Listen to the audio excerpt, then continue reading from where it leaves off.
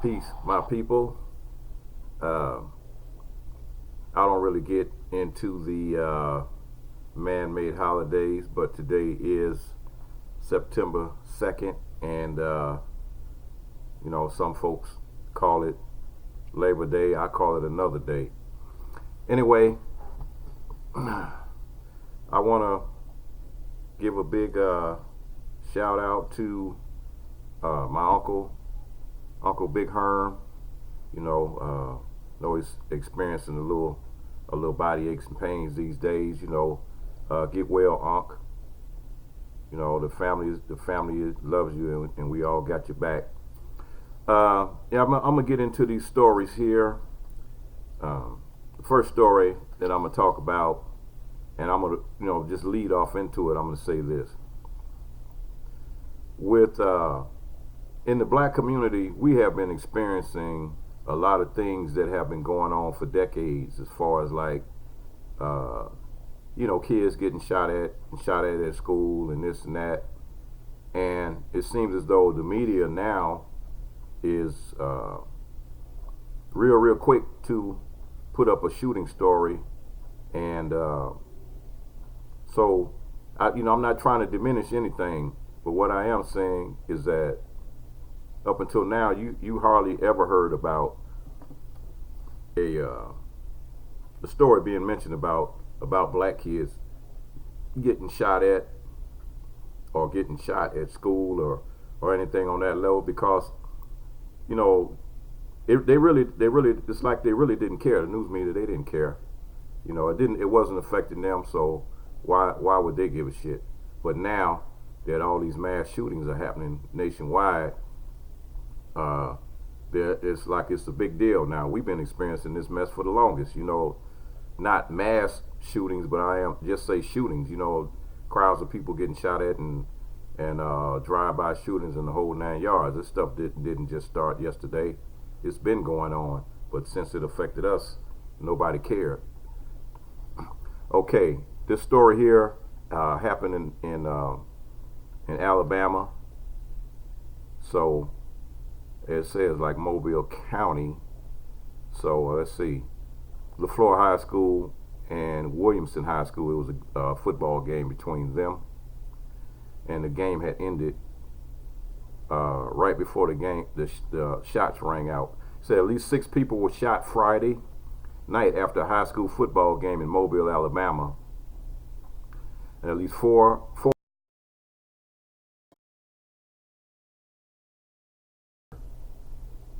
And the police arrested D'Angelo Parnell, 17 years old, and charged him with 9 counts of attempted murder. The victims are between 15 and 18 years old, and Police Chief Lawrence Batiste told the news media. Said it's sad something like this happened at a high school football game where our athletes are having a good time on the field. This Rena Phillips.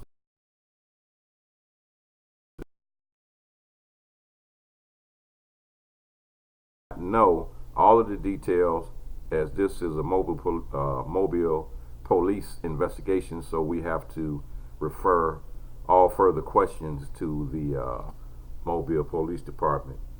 Like I said, these things have been going on a long time, and it's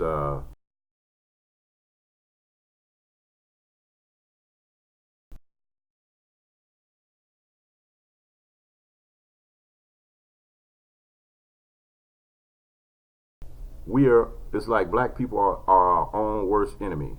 So it's like we talk about the Klan, we talk about racism, we talk about all these different things, but the Klan is not killing as many black people as black people are killing themselves. So put the guns down and stop killing your brothers and sisters out there.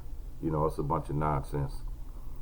All right, here's another story that had reached prominence a while back, and it's coming back into the news again, and that was about the Ebola outbreak in Uganda, near the border with the Democratic Republic of Congo. So as a young girl and her mother traveled to the Democratic Republic of Congo, to the Ugandan district of Case, and seeking medical care on Wednesday.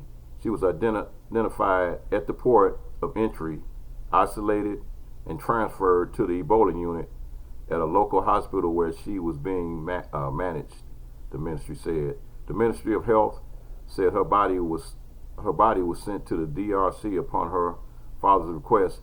It added that 4 out of the 5 Congolese who had contact with the girl have been repatriated to the country for proper follow-up.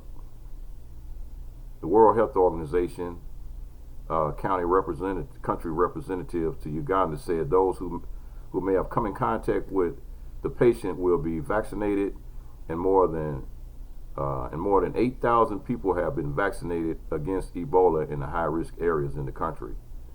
So it's a troublesome milestone with 3,000 cases and 2,000 deaths recorded since the outbreak was declared August of last year.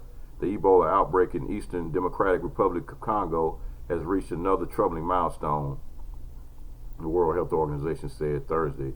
While the vast majority of infections remain at DRC's North Province, in recent weeks the virus has spread to neighboring South Province and the transit hub of Goma, according within the borders of Rwanda. There's a threat of cross-border transmission that led to the World Health Organization to declare outbreak and public health emergency of international concern last month as responders looked to refocus their efforts into combating the spread. In a separate release on Thursday, the United States Center for Disease Control said it had recently doubled the number of response experts to in the DRC, so they doubled. More than 200,000 people have been vaccinated against the virus in the DRC, along with health workers in surrounding countries. So this Ebola outbreak is back in the news again, and even though it's in Africa, you never know when something could spread from continent to continent, and basically could spread all over the world. You never know. We never know. People travel a lot, and they're on planes a lot, and planes go all over the world. So a disease could be on a plane, and you could get that from if it's an airborne type disease, you could possibly get that. Next story is about a black man that was removed from a plane because somebody on the plane had a service dog. Now, when I first saw this article, I was thinking like, oh man, they kicked this black dude off of this plane, just so this person can have this dog. So they cared more about the dog than they did the person. But as I read down, to the end of the story, I found out that that was not exactly the case. It was not exactly the case. So it said on Tuesday, Dana Holcomb, surrounded by his family and fraternity brothers and his attorney, discussed details of a lawsuit filed against American Airlines. Dana was taken off the plane so a dog could fly first class in the first class cabin. Holcomb was on his way back to Austin, Texas from Las Vegas after celebrating his birthday, but had a connecting flight in Phoenix. He said he had an allergic reaction to a support dog belonging to another passenger. American Airlines, in a statement, says it has accommodations for dogs. American makes every effort to accommodate all passengers, including those traveling with and seated near service or support animals. Holcomb said the passenger offered to switch seats, but after no one volunteered, a flight attendant got involved. Holcomb said he questioned why he had to move to the back of the plane. At that point, workers told him, you're going to go to the rear of the plane or get off the plane. Holcomb was taken off the plane after employees said he was confrontational and a claim he denied. According to the lawsuit, 2 passengers also made sworn statements to support Holcomb's claim. what American Airlines is doing is discrimination. They have repeatedly humiliated African American citizens by throwing them off the plane, leaving them with no way home, no hotel room, and just throwing them off the plane. In response, American Airlines said, "We are proud to serve customers of all backgrounds and are committed to providing a positive, safe travel experience." Holcomb and his attorney want the airline to change their policies on discrimination and how passengers are treated. "We're seeking punitive damages, contractual damages." Holcomb said he was without his baggage, medicine, and had to find his own way home. Said he stayed overnight in Phoenix before getting another flight on Delta Airlines back to his hometown, and he did not fly American Airlines. So it was a situation there where just I'm not taking any side on this one, because just say like he's in first class and he didn't want to leave first class, they did offer him another spot on the plane, because he was having the allergic reaction with the dog that was on the plane. So the person who had the dog decided, well, they didn't mind, they would switch seats, but nobody in the plane wanted to switch seats. So it was a catch-22 at that point. So since he didn't want to move to a seat that was on the rear of the plane, they said the only other alternative was to take him off the plane, and that's what they did. They took him off the plane. I'm kind of mixed on that one, because it's one of those kind of situations where you want to really, truly say that it was a discrimination, but at the same time you want to say, well, it was a little discrimination, and then you want to say, okay, well, it was something he could have stayed on the plane if he would have just moved to a different seat, even though it wasn't first class. So you make the decision on that one. Here's a case that affects my area, and it was a case of 23. The case of 23 defendants involved allegations of white supremacy, murder, robbery, and others. Security was tight at the Regional Justice Center Thursday. Prosecutors say the group of defendants are members of a white supremacist gang in southern Nevada called the Aryan Warriors, which includes men and women of various ages. The group leaders and members are both in and out of prison. A total of 23 people face charges: murder, robbery, burglary, drug trafficking, racketeering, forgery, and more. However, there were only 13 who appeared in court Thursday. 3 of them were women. Some of the defendants have names like Bullwinkle, Checkers, Coco, Cowboy, Schizo. During the hearing, 2 of the defendants had attorneys, but others didn't. The attorneys raised concerns about the attention the case is getting. Another thing, the unprecedented, overwhelming show of law enforcement, coupled with the media. They upset because it was a extreme amount of police there, and they really didn't have a choice, because you got a number of 23. You had 13 of the 23 defendants that are appearing in court on that day. So it was the best thing they could do was to beef up the security, because you never know. The guys might have tried to storm the courtroom and try to break them out, or they might have tried to fight and break themselves out. So they needed the extra cops there.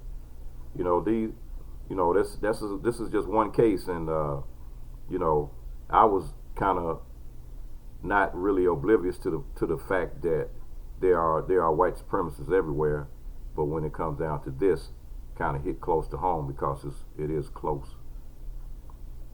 Okay, here's a funny story, and what the guy did was not funny, but it's a funny story to me, because with all their old things thinking about they're so perfect, but okay, here the story is. It said the police searched for years for a serial rapist, then found a suspect among them as one of their recruits. So the Georgia Police Department searched for years for a serial rapist. Then they found their suspect was among one of their own past police recruits. Kenneth Bowen III was connected through DNA evidence to 7 rapes and 1 sexual battery of a woman in Jonesboro, and this is in Georgia, about 17 miles south of Atlanta. All of the assaults occurred in the area that has a 2-mile radius, and is where he lives. Investigators believe he could be responsible for other similar sexual attacks in the same area, but have not forensically linked him to those. In 2015, the agency has been investigating the serial sexual assaults and rapes that have had a cloud over the community. Today, it's a pleasure to say that cloud has been removed. Bowen joined the Clayton County Police Academy in June 2018 and was fired in September of that year. Robert said he fired the recruit because he showed up hours late for training one day and lied about his whereabouts. Upon arriving, he gave multiple statements that differed as to where he was and who he was with, and found that to be untruthful and the reason to remove him from the academy. Police chief said none of the assaults Bowen is charged with occurred during the nearly 3 months that he was with the academy. In actuality, he had not attempted to join the ranks of the Clayton County Police Department. It's questionable as to when he would have apprehended him. Investigators also relied on accounts and descriptions from witnesses and victims as they tried to track Bowen down. At least 3 sketches based on those descriptions matched with Bowen's appearance. So this here, the guy is hiding right under their nose. You know, this guy went so bold as to try to join the police department, and he was a recruit, and he was going through the training system until he got fired for his bad attendance. A warrant for Bowen's DNA was obtained last week, and it matched the 8 assaults Tuesday. He was arrested by U.S. Marshals at his home the same day. So last Tuesday he was arrested, and Bowen was calm as he was arrested, but he declined to speak with authorities. Chief of Police said, and he had his first court appearance last Wednesday, and so yeah, they're getting ready to, since he humiliated them by trying to, go through the ranks, they're gonna fry him. You can best believe he's gonna get the most time that he can possibly get. Okay, people, that's my news stories for the day. KP.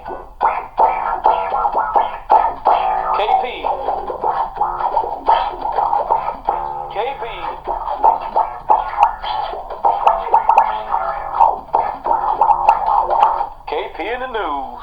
Peace.